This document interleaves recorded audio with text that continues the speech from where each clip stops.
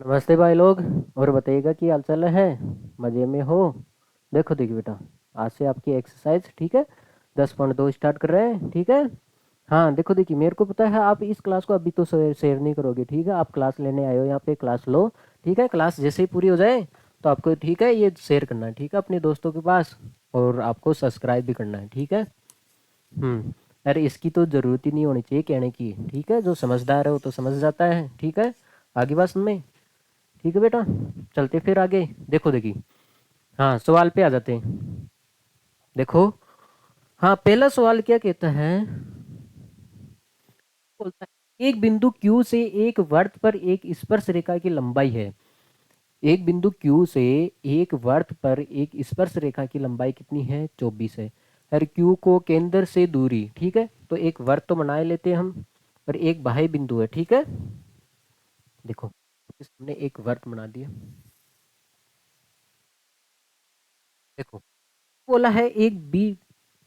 देखो, हाँ, क्यू से इस पे एक क्या है, स्पर्श रेखा खींची गई है, ठीक है। देखो, हाँ, बिंदु क्यू से इस पे क्या खींची गई है बेटा, एक स्पर्श रेखा खींची गई है, ठीक है। कुछ ज्यादा बड़ी हो गई, ठीक है, कोई दिक्कत नहीं है। हाँ, आपको समझ में आना चाहिए, ठीक है। और ये हो गया इसका सेंटर, केंद्र, इसको मान नाम दे देते हैं ओ, ठीक है। हाँ, बिंदु क्यू से एक वृत्त पे स्पर्श रेखा खींची गई, ये आपने एक स्पर्श रेखा खींच दी, ठीक है। हाँ रेखा, इसकी लंबाई कितनी है बेटा? 24 सेंटीमीटर, ठीक है। हाँ, तथा क्यू को केंद्र से दूरी। अब जो क्यू की है वो केंद्र से दूरी दे रखी है, ठीक है। क्यू की केंद्र से दूरी दे रखी है भाई आपको। देखो, क्यू की केंद्र से दूरी ये कितनी देर की आपको? 25। कितनी देर की है भाई? 25 देर की है। तो आपको वर्त की त्रिज्या पूछी है। आपको क्या पूछी है? जो ये वर्त है सर्किल, इसकी आपको क्या पूछी है? त्रिज्या पूछी है, ठीक है। वर्त की त्रिज्या पूछी है आपसे, ठीक है। ये की बात समझ में, ठीक है।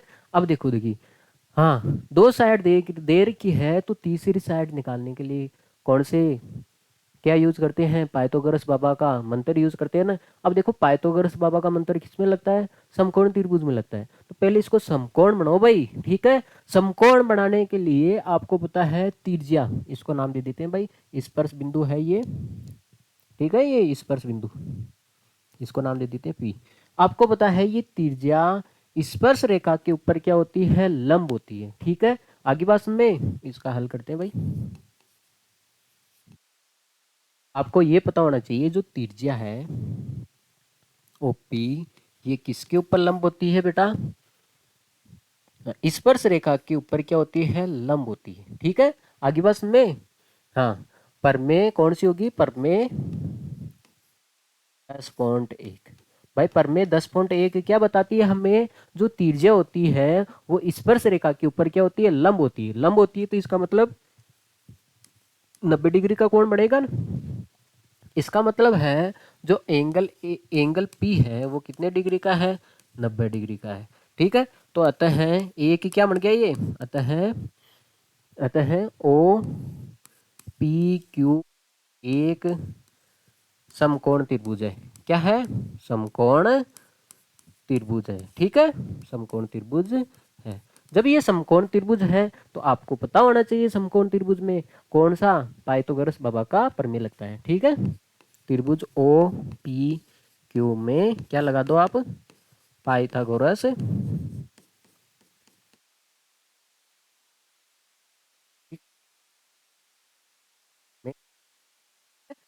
पाइथागोरस प्रमेय क्या बताती है भाई आपको? कर्ण स्क्वायर, हाइपोटेनियस का स्क्वायर, आधार स्क्वायर, बेस का स्क्वायर प्लस लंब स्क्वायर परपेंडिकुलर का स्क्वायर। कर्ण कितना है? देखो, देखिए, कर्ण, कर्ण वो होता है जो 90 डिग्री के सामने हो, ठीक है। आगे बात में, तो 90 डिग्री के सामने कौन है? पी है, क्यू ओ, क्यू ओ, ये है ना। 90 डिग्री के सामने बेटा क्यू ओ का स्क्वायर। आधार कितना है? ये जो नीचे का आधार वो पी क्यू हो गया। और लंब कितना है? लंब है भाई त्रिज्या ओपी। आगे बात समझ में। हाँ, अब देखो, देखिए यहाँ पे, हाँ, ये हो गया, देखो देखिए, हाँ ओपी देखो देखिए, क्यू ओ कितना हो गया, देखो देखिए आप लोग, क्यू ओ कितना हो गया, हाँ ये क्यू ओ कितना है बेटा 25, 25 का स्क्वायर। पी क्यू कितना है भाई, पी क्यू है 24, 24 का स्क्वायर। ओ पी आपको निकालना है, ठीक है। हाँ अब आपको पता होना चाहिए 25 का स्क्वायर कितना होता है 625, और 24 का स्क्वायर 576, ये होता है ना। ये तो भाई आपको याद रखना ही पड़ेगा, ठीक है। आपको तो ओपी निकालना है, ओपी निकालना है, तो इसका क्या करें, इसको इधर भेज देते हैं, प्लस का है, इधर आएगा तो किस में हो जाएगा भाई, माइनस में हो जाएगा। आगे पास में ओपी का स्क्वायर। अब देखो देखिए, हाँ अब देखो देखिए कितना बच जाएगा, ये 49, आगे पास में 49, हाँ इक्वल टू ओपी स्क्वायर। हमें तो ओपी चाहिए ना, त्रिज्या, त्रिज्या चाहिए हमें तो ओपी। हाँ तो स्क्वायर को हटाओगे तो क्या लग जाएगा बेटा, स्क्वायर रूट लग जाएगा इधर, ठीक है। आगे पास में ओपी आ जाएगा। अब बताओ ये 49 गुण 50 किसका, 49 किसका स्क्वायर होता है बेटा, 7 का। तो ये हो जाएगा बेटा 7 सेंटीमीटर। ओपी कितना हो जाएगा, 7 सेंटीमीटर। तो हमें त्रिज्या पूछिए भाई, त्रिज्या, त्रिज्या ओपी कितना आया, 7 सेंटीमीटर। आगे बात में, हाँ तो इसका ऑप्शन कौन सा होगा, ये होगा बेटा। ये आपको ऑप्शन नहीं देगा इसमें, ठीक है, एग्जाम में सीधा सीधा प्रश्न देगा, ठीक है। इसकी त्रिज्या बताओ तो आपको ऐसे सिद्ध करके निकालना ही पड़ेगा, ठीक है। आगे बात में, हाँ अगर ऑप्शन दे तो आपको सीधा ट्रिपलेट याद रखो, 7 24 25, 24 आ गया है ना, 25 आ गया, तो ये कितना बचेगा 7। होता है ना बेटा, 3 3 4 5, ठीक है, 5 12 13, ऐसे ट्रिपलेट याद रखो, ठीक है। वो सबसे शॉर्टकट तरीका इसका, ठीक है। आगे बात में, तो इसको नोट कर लिया जाए, फिर आगे चलते हैं, ठीक है। देखो आगे चलते हैं भाई। हाँ अगला सवाल है, यदि टीपी और टीक्यू केंद्र ओ वाले वर्त पर दो स्पर्श रेखा हैं, पहले हम एक वर्त बना देते हैं भाई, ये क्या बना देते हैं हम, वर्त, ठीक है। इस पे दो स्पर्श रेखा है भाई,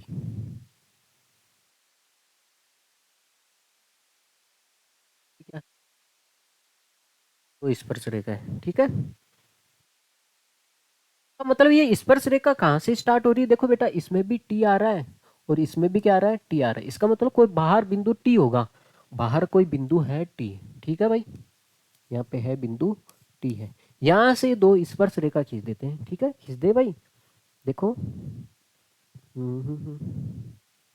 देखो एक तो स्पर्श रेखा मैं ये खींच रहा हूँ, एक तो स्पर्श रेखा ये होगी,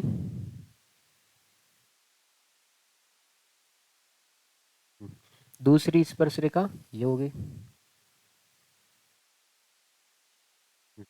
ये स्पर्श रेखा, दो स्पर्श रेखा है, एक का क्या नाम है टीपी, ये हो गया बेटा टीपी, ये स्पर्श बिंदु होगा, और एक का क्या नाम है टीक्यू। दो स्पर्श रेखा है टीपी और टीक्यू, केंद्र ओ है ना, इसका सेंटर क्या है, ओ है भाई, केंद्र ओ, ठीक है। केंद्र ओ वाले वर्त पर दो स्पर्श रेखा है, इसका मतलब हमें केंद्र को भी मिलाना पड़ेगा, आपको पता है स्पर्श बिंदु को केंद्र से भी मिलाना पड़ेगा।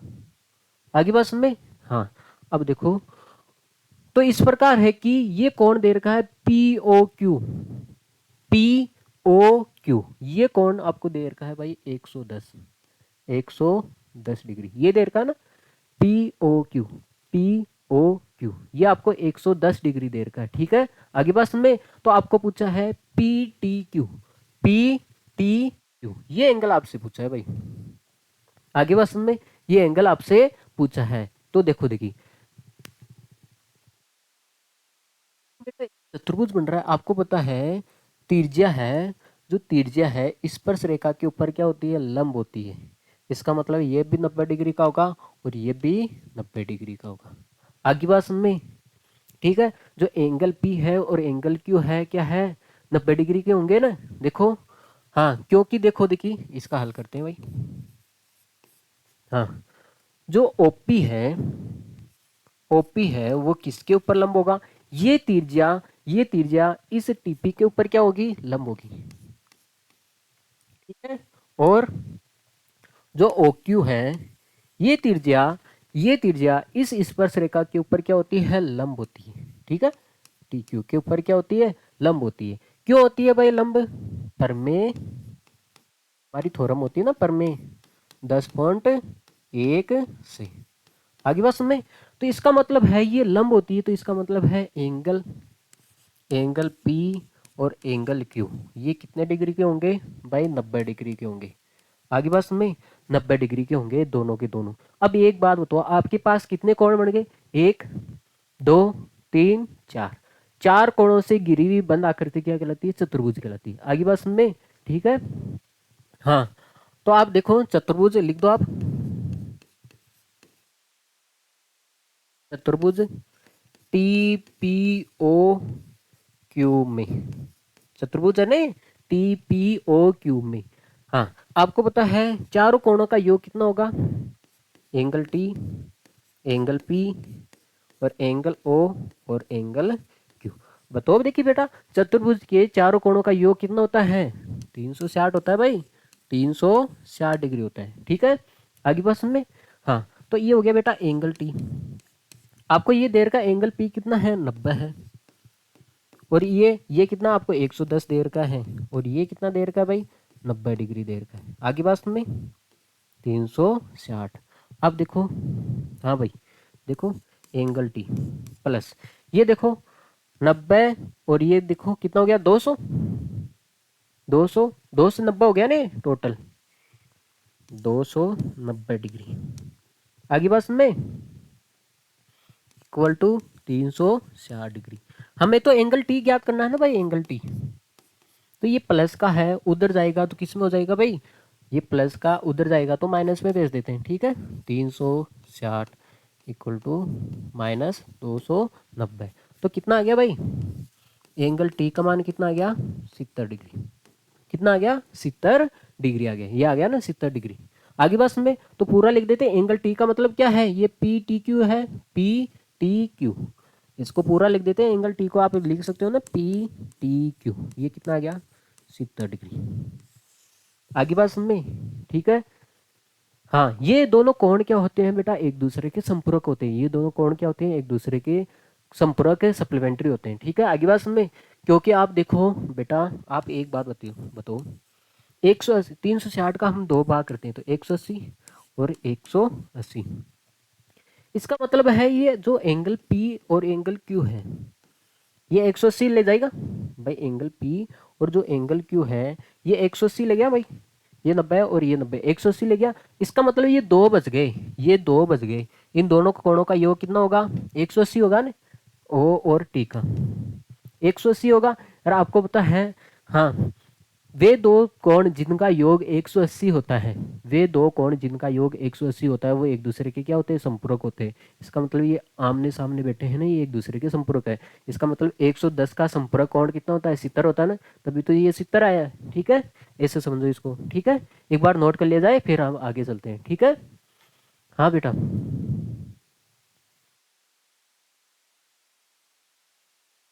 क्या हो गया मेरे लाल, सर आप इतने बड़े बड़े बाल क्यों रखते हो, ओहो वाह मेरे लाल, मेरे बालों की चिंता है। मैं सोच रहा था कल ये बालों को कटवा लूँ। ठीक है, अब तो तूने याद दिला दिया मेरे को। ठीक है, अब मैं पूरे एक सप्ताह नहीं कटूंगा, बोल क्या कर लेगा। ठीक है, एक सप्ताह क्या, पूरा एक महीना नहीं कटूंगा। आगे बात सुन में, हाँ वैसे मैं कल कटवाने ही जा रहा था। ठीक है, अब तो मैं कटवाऊंगा ही नहीं। ठीक है, हाँ ऐसे ही चिढ़ाऊंगा। ठीक है, देख कितने बड़े बड़े बाल है मेरे। आगे बात सुन में, अब तेरे नहीं है तो इसका मैं क्या करूँ भाई। ठीक है, हाँ देखो, हाँ देखो देखिए भाई, हाँ देखो, सवाल देखो, यदि एक बिंदु P से O केंद्र वाले किसी वृत्त पर दो स्पर्श रेखा है PA और PB परस्पर 80 डिग्री के कोण पे झुकी हुई है। मतलब एक है वृत्त है, ठीक है, एक वृत्त पे देखो, पहले तो एक वृत्त बना लेते हैं जिसका केंद्र O दे रखा है। आपके सामने क्या दे रखा है भाई, इसका सेंटर कितना दे रखा है, O दे रखा है। ठीक है, केंद्र O दे रखा है, केंद्र ओ दे रखा है, ठीक है।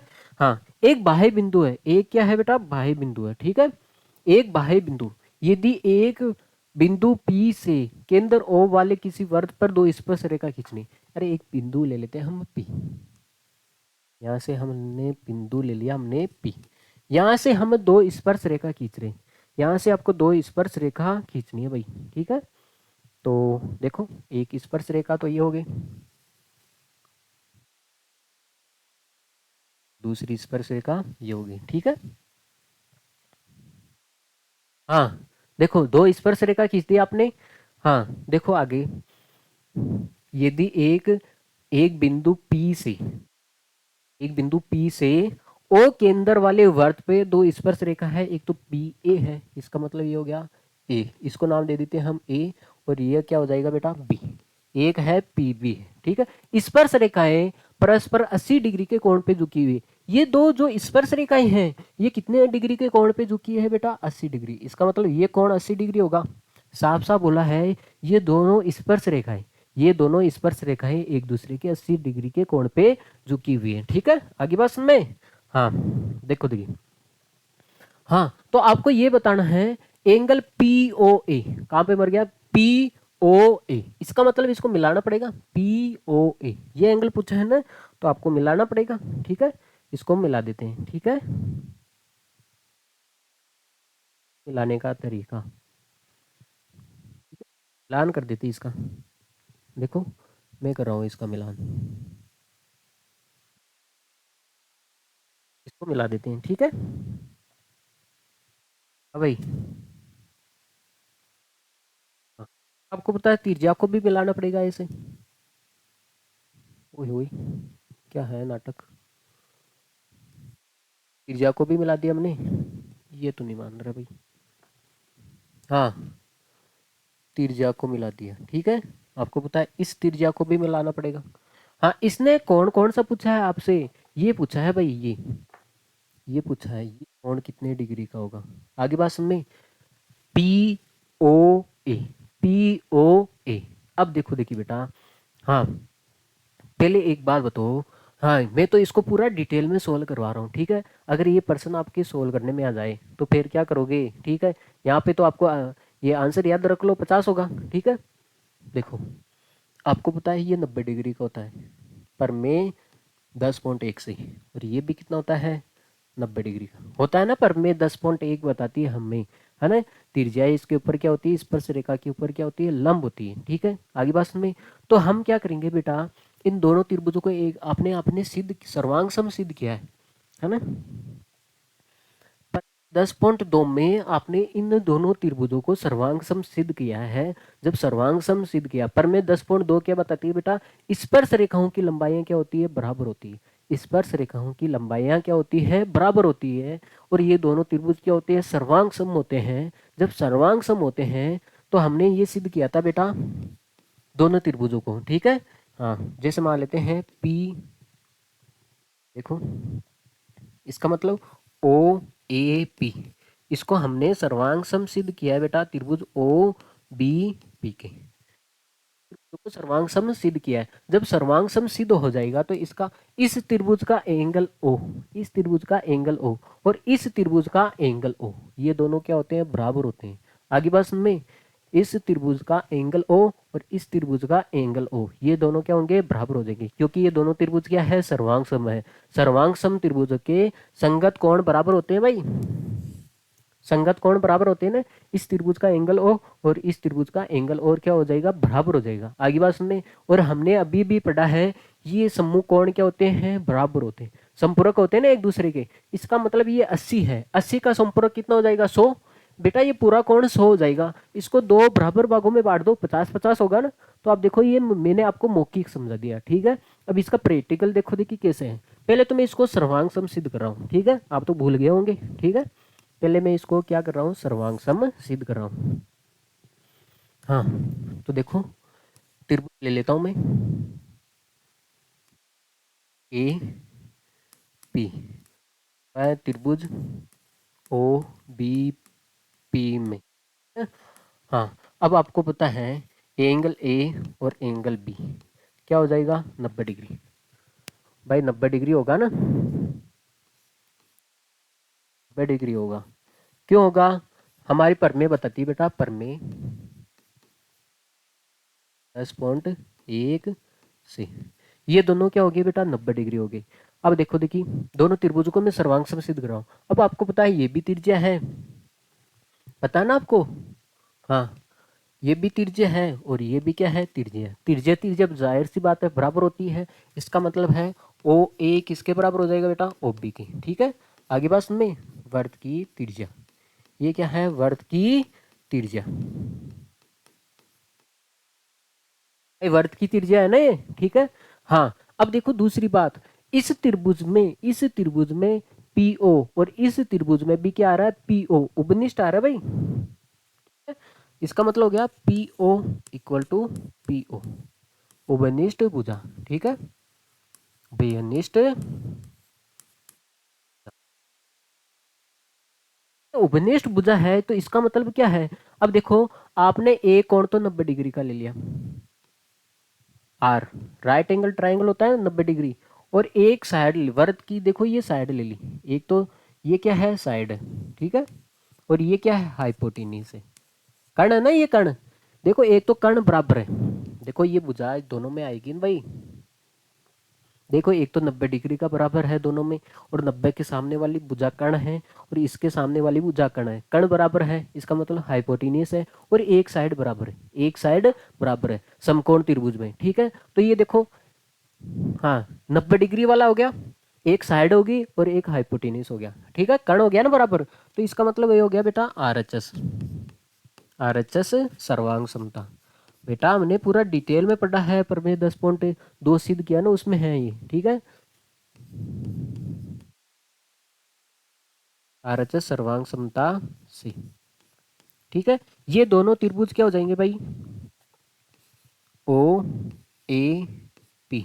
ठीक है, ओ ए पी किसके सर्वांग सम हो जाएगा भाई, त्रिभुज ओ बी पी के, ये दोनों सर्वांग सम हो जाएंगे। जब सर्वांग सम हो जाएंगे तो इसका ये कोण और इसका ये कोण क्या हो जाएगा, बराबर। इसका मतलब यहां से देखो, इस त्रिभुज का एंगल ओ, इस त्रिभुज का एंगल ओ, इसका मतलब इसको लिख दो आप पी ओ ए। ठीक है, लिख दो यहाँ पे ये एंगल ओ, पी ओ ए, ये किसके बराबर हो जाएगा, इसके पी ओ बी के। ठीक है,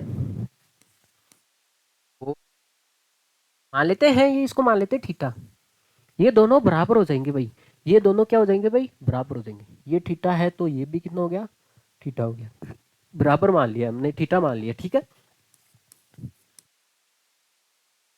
तो सर्वांग सिद्ध किया है, तो सर्वांग सम त्रिभुजों की संगत कोण बराबर होंगे ना, ये कोण और ये कोण क्या हो जाएगा भाई, बराबर हो जाएगा। ठीक है, अब आगे बात में, अब देखो आप लोग, अब आप लोग देखो ये चीज जो मैं आपको दिखा रहा हूँ, मैं फिर से बना दूं आपके लिए, देखो आपके लिए मैं फिर से बना देता हूँ ये त्रिभुज,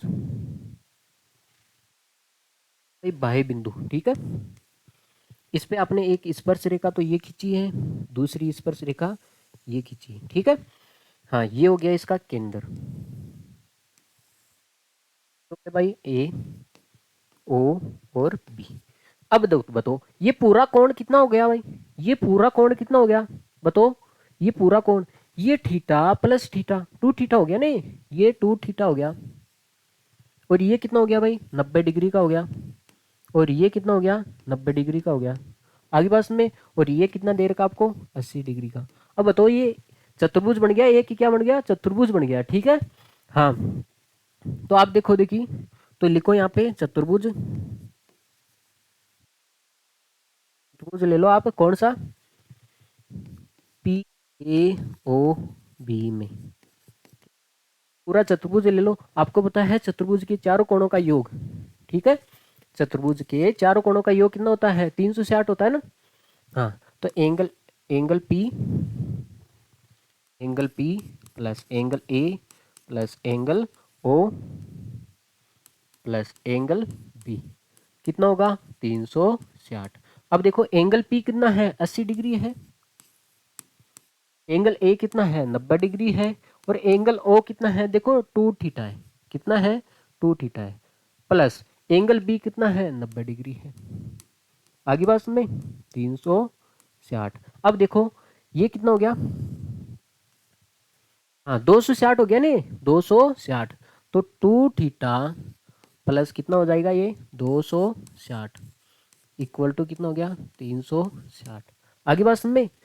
हाँ 260 को उधर भेज दें हम भाई, देखो 260 को क्या कर देते हैं हम, इधर भेज देते हैं, यहाँ पे देख लो। तो ये 2 थीटा इक्वल टू कितना हो जाएगा 360। भाई ये प्लस का उधर जाएगा तो किस में हो जाएगा, माइनस में होगा ना। हाँ अब बताओ आप लोग, हाँ कितना बचेगा ये 100 डिग्री, ठीक है। थीटा का मान चाहिए 2 मल्टीप्लाई में है ना, तो इसको कहाँ भेज देते हैं हम, डिवाइड में। तो ये थीटा का मान कितना आ गया 50 डिग्री, थीटा का मान कितना आ गया 50 डिग्री। इसका मतलब ये भी 50 का है और ये भी कितना का है 50 का। आगे बात में, इसका मतलब ये, इसको लिख दो आप पी, ये पूछा ना आपसे पी ओ ए, ये कितना है थीटा माना आपने, और थीटा का मान कितना है 50 डिग्री।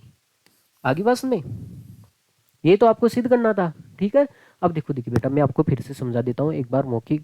देखो इसका ओरल देखो, इसने बोला है एक बाह्य बिंदु है जिससे बाह्य बिंदु P से एक वर्त पे स्पर्श रेखा खींची गई है PA और PB, ये जो परस्पर 80 डिग्री के कोण पे झुकी हुई है। तो इसने बोला है भाई POA, ये कोण पूछा आपसे।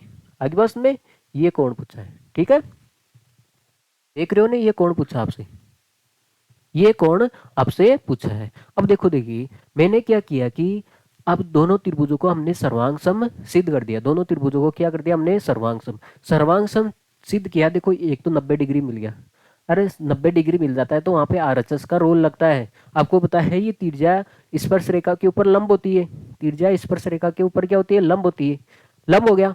दूसरी बात है त्रिज्या और त्रिज्या क्या है, कॉमन है, दोनों में क्या है बराबर है त्रिज्या।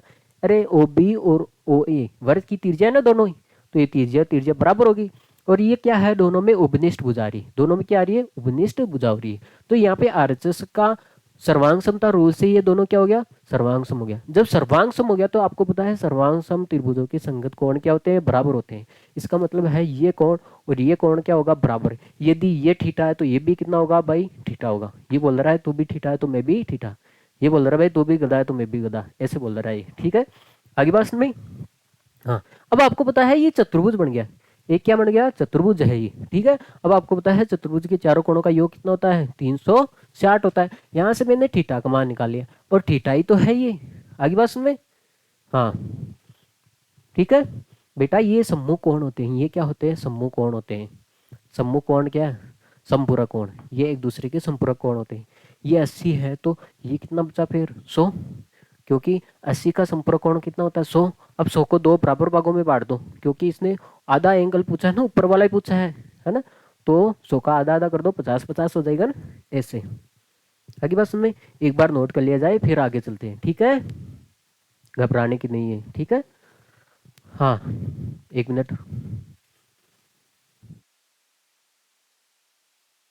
हाँ भाई नोट कर लिया आप लोगों ने। देखो देखिए आगे चले भाई, देखो अगला सवाल देखो, देखो हाँ इसने बोला है सिद्ध कीजिए कि किसी वर्त के किसी व्यास के सिरों पर, देखो एक वर्त बनाओ, जितना पढ़ो उतना तो बनाओ पहले, ठीक है। आगे पता नहीं आपको आएगा नहीं आएगा, लेकिन आप क्या करते हो, जो पर्सन बोलता है ना उसकी सुनते नहीं हो आप तो, ठीक है। हाँ लोगों की बातें सुनते हो, पर्सन की बात सुनो आप। हाँ अब तो इस पे क्या बनाओ आप, एक व्यास बनाओ, वर्त पे क्या बनाओ आप, एक व्यास बनाओ, ठीक है। व्यास बना दिया, व्यास कहाँ से गुजरेगा बेटा, व्यास, ठीक है, डायमीटर कहाँ से गुजरेगा, केंद्र से होकर गुजरेगा ना, तो ये हमने एक व्यास बना दिया इसके ऊपर, ठीक है। एक ही क्या बना दिया हमने, व्यास, जो केंद्र से होकर गुजरता है। आगे बात में, हाँ अब इसने बोला है व्यास के सिरों पर सिद्ध कीजिए कि किसी वर्त के किसी व्यास के सिरों पर खींची गई इस स्पर्श रेखा है। व्यास के सिरे कौन से है भाई, एक तो ये है, एक तो सिरा ये है और एक सिरा ये है।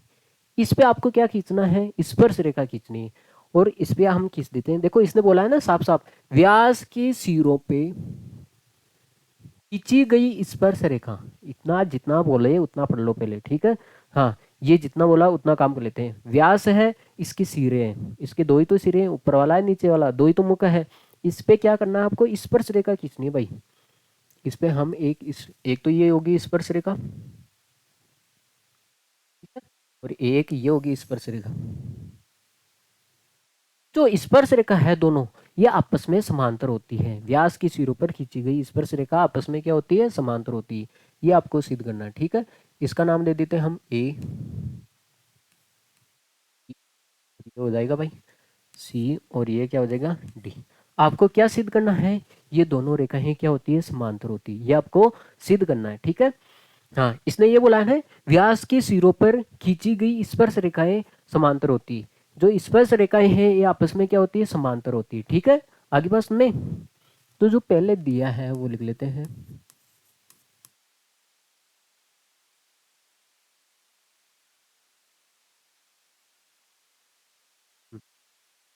ये हो गया पी, इसका नाम दे देते हैं क्यू, ठीक है। ये हो गया केंद्र ओ, ठीक है। जो दिया है वो लिख लेते हैं भाई।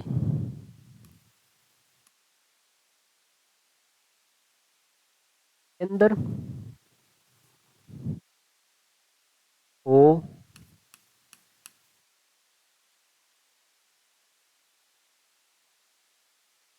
वर्त के व्यास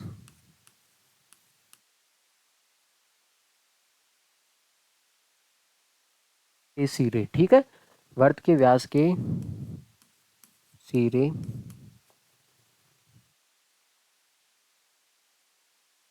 बाय क्यू, ठीक है। क्यू पर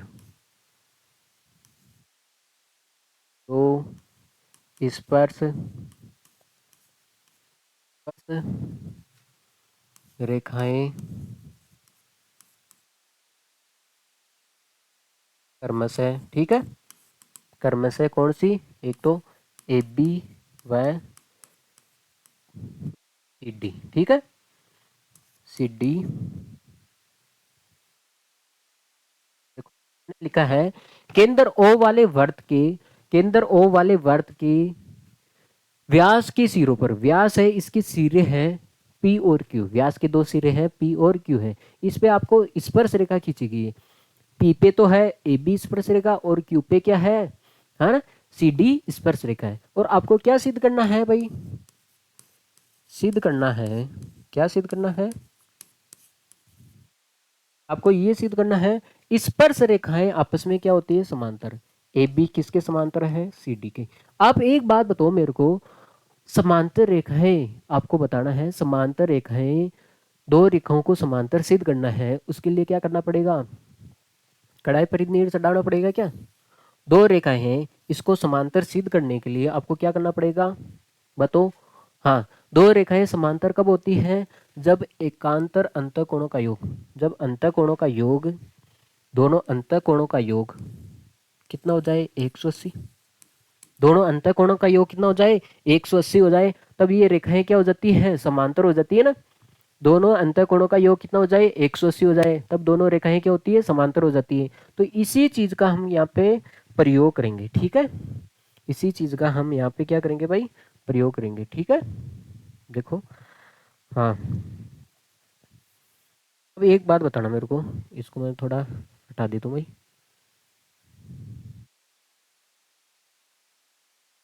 देखो, हाँ देखो, यहाँ पे खींच देते हैं, काम में तो आएगा ही आप लोग।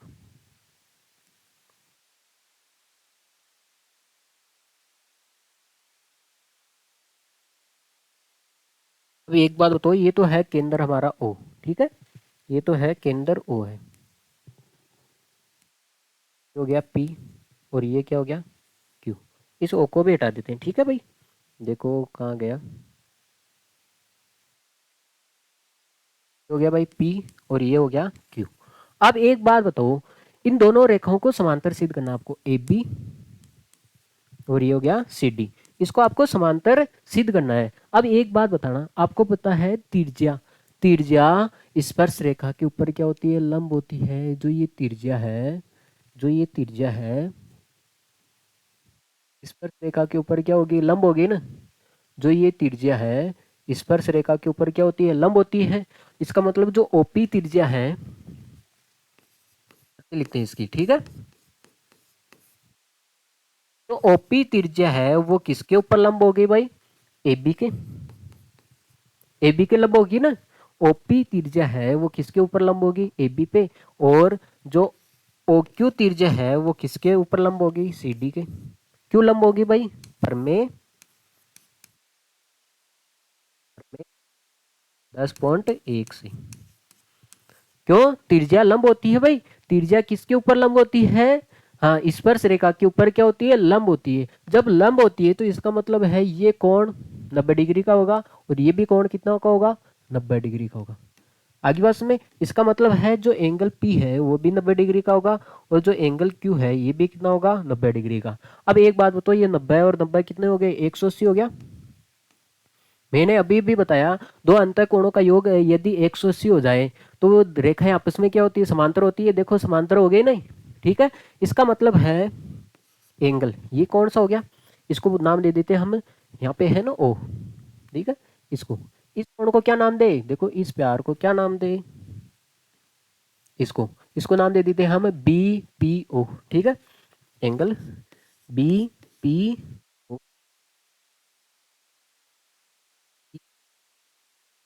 ये और ये कौन सा है? D Q O. ठीक है, एंगल डी क्यू ओ कितना होगा भाई? 90 डिग्री का होगा। ये दोनों कोण कितने हो जाएंगे? 90 डिग्री के हो जाएंगे। आगे बात में, ठीक है।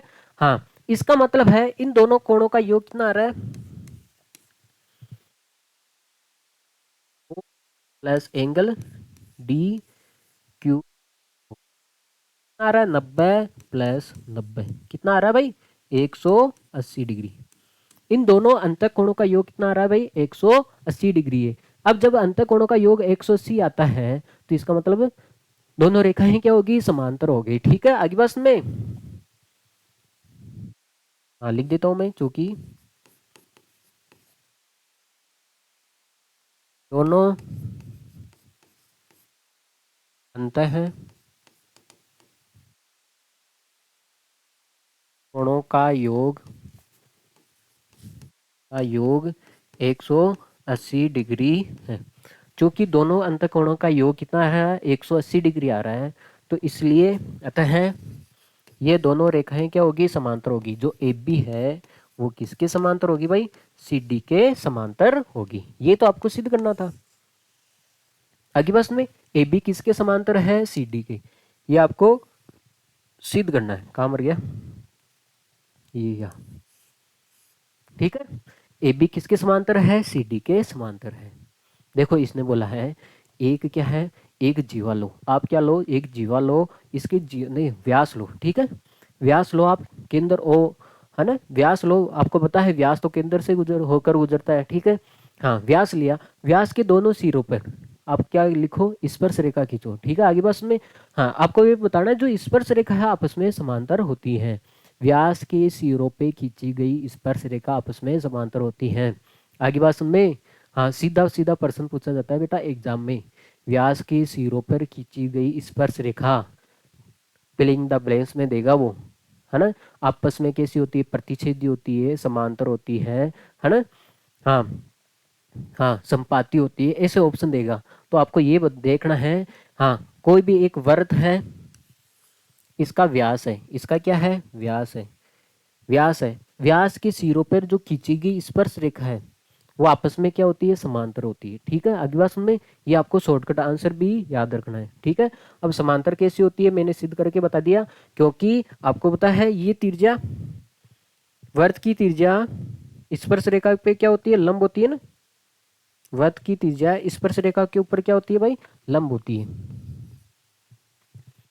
अर्थ की त्रिज्या, ये त्रिज्या इसके ऊपर लंब है और ये त्रिज्या इसके ऊपर क्या है? लंब है। इसका मतलब 90 डिग्री का कोण बनाएगी। अब आप देख रहे हो एकांतर अंतः कोणों का योग कितना आ रहा है? हाँ, अंतः कोणों का योग कितना आ रहा है? 180 डिग्री आ रहा है। जहां पे अंतः कोणों का योग 180 डिग्री आ जाता है वहां पे रेखाएं क्या होती है? समांतर होती है। ठीक है, नोट कर लिया जाए, फिर आगे चलते हैं भाई। ठीक है,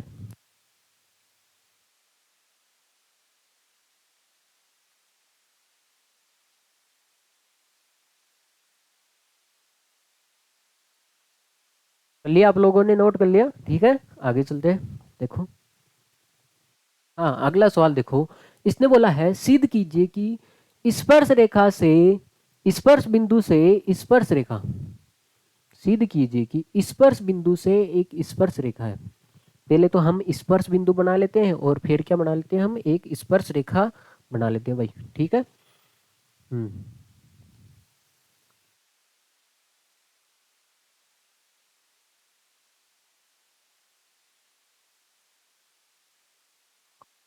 स्पर्श मान लेते हैं ये है इसका स्पर्श बिंदु है। इस पे क्या खींच लेते हैं, हम एक स्पर्श रेखा खींच लें, ठीक है। एक क्या खींच लेते हैं, इसके ऊपर स्पर्श रेखा खींच लेते हैं, ठीक है।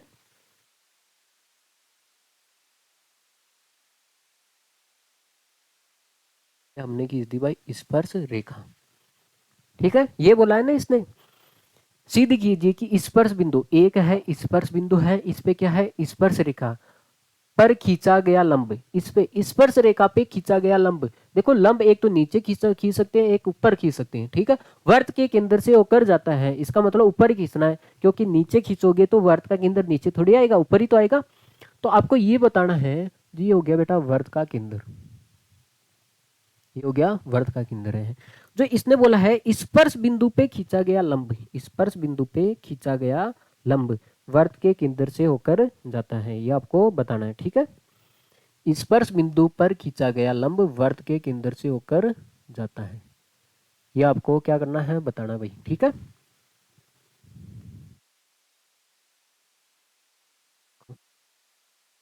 ओ, एक मिनट, आपको नहीं दिखाई दे रहा है ना, रो क्यों रहे हो तुम। हाँ भाई, देखो मैं आपको दिखाता हूँ। स्पर्श बिंदु से खींचा गया लंब वर्त के केंद्र से होकर जाता है। क्या हो रहा है आज।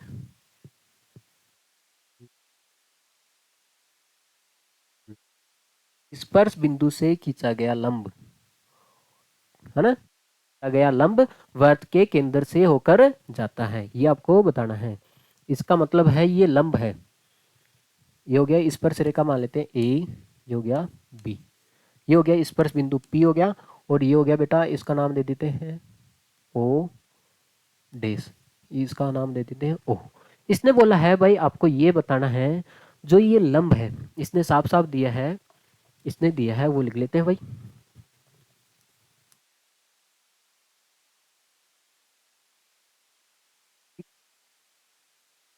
हाँ, स्पर्श बिंदु है, एक तो है स्पर्श बिंदु से स्पर्श रेखा, ठीक है। हाँ, ये लिख देते हैं भाई, ओ केंद्र वाला वर्त, ओ केंद्र वाला, ओ केंद्र वाले वर्त के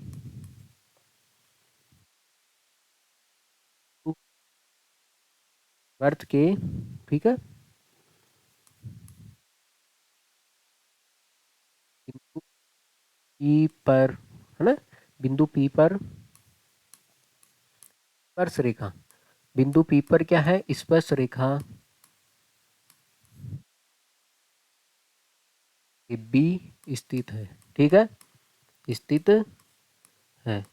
हाँ, और क्या है, हाँ, इस पे खींचा गया लंब, इस पे खींचा गया लंब वर्त के केंद्र से होकर जाता है, इसका मतलब है इस जो ए बी है, स्पर्श रेखा पे खींचा गया जो लंब है, और आपको ये दिया है बेटा ओ डेस, आपको ये दिया है ओ डेस पी, जो लंब है ए बी के ऊपर लंब है। आपको ये सिद्ध करना है भाई, आपको ये सिद्ध करना है, जो ये लंब है, सिद्ध करना है, जो ये लंब है ना, हाँ, जो ये लंब है ओपी लंब, ओपी ओडेस पी लंब के केंद्र से होकर वर्त, ओपी लंब वर्त के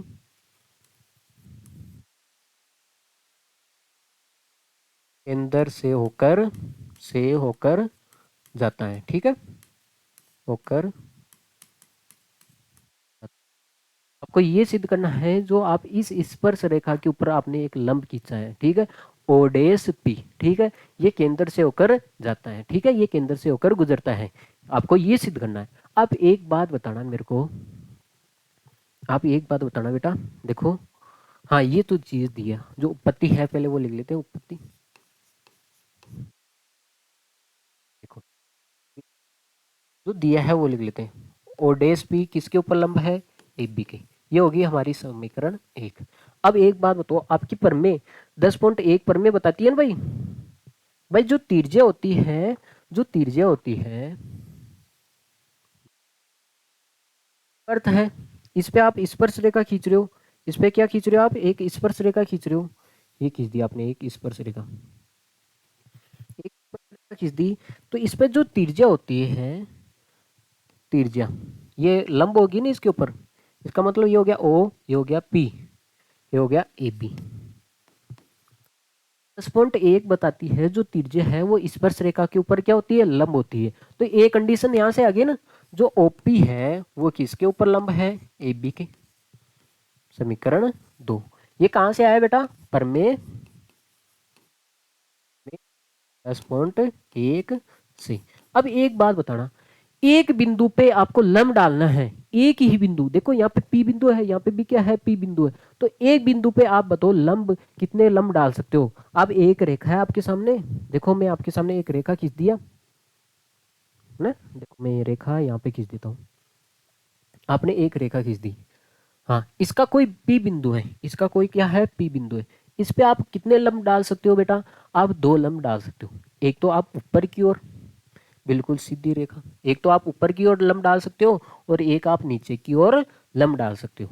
आगे बात में, दो ही तो लंब डाल सकते हो, एक बिंदु से आप कितने लंब डाल सकते हो, दो लंब डाल सकते हो, एक तो ऊपर की ओर एक नीचे की ओर। अब देखो आपकी जो दोनों लंब डाले हैं, दोनों लंब डाले गए हैं, देखो एक तो ये लंब है ओपी, देखो एक तो ओडेस भी है और एक क्या है, ओपी है। ये दोनों क्या है, ऊपर की ओर है, ये दोनों क्या है, ऊपर की ओर है। इसका मतलब है ये दोनों, जो ओपी है, जो ये लंब है, ये और ये एक ही बिंदु पे है। इसका मतलब ये दोनों एक ही सीध में है, एक ही रेखा के ऊपर स्थित है। दोनों लंब क्या है, एक ही रेखा के ऊपर स्थित है। क्योंकि बेटा एक बिंदु पे आप दो लंब डाल सकते हो, एक तो ऊपर एक नीचे। अपने अपने दोनों लंब ऊपर की ओर डाले हैं, जो दोनों लंब क्या है, वृत्त के अंदर है। इसका मतलब है दोनों क्या है, दोनों लंब क्या है, एक ही है। आगे बात सुनने, तो आप देखो यहाँ पे लिख देते हैं,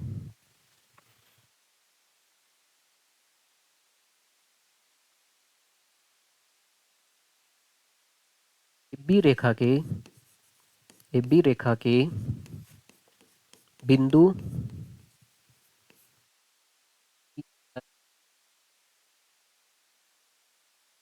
दोनों लंब, लंब वृत्त के अंदर स्थित है, स्थित है। दोनों लंब क्या है, वर्त के अंदर स्थित है। इसका मतलब दोनों लंब क्या है, ऊपर की ओर है। आगे बात में, एक ही बिंदु पे दोनों लंब क्या है, ऊपर की ओर है। इसका मतलब है ये दोनों बिंदु, ये दोनों लंब क्या है, एक ही रेखा में स्थित होंगे। ठीक है, ठीक है। समीकरण एक और दो से, अब दो तो, हाँ ये दोनों लंब है समीकरण एक और दो से, ये भी इसके ऊपर लंब है और ये भी क्या है, इसके ऊपर लंब है। तो इसका मतलब ये दोनों बिंदु क्या होंगे, एक ही तो होंगे।